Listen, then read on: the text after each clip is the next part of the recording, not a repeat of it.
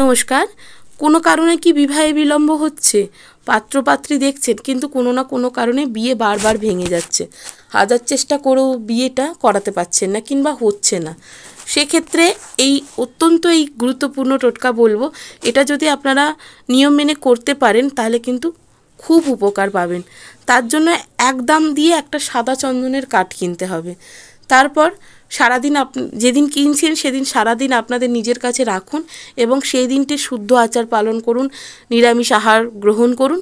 তারপর পরের দিন যে কোনো কাছেপিঠের বিষ্ণু মন্দিরে গিয়ে সেই সাদা চন্দনটি দান করে আসুন।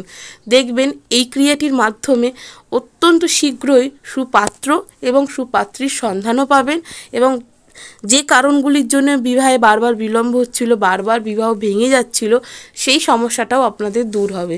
এই ক্রিয়াটির মাধ্যম দিয়ে সুন্দরভাবে বিবাহ সুসম্পন্নও হবে।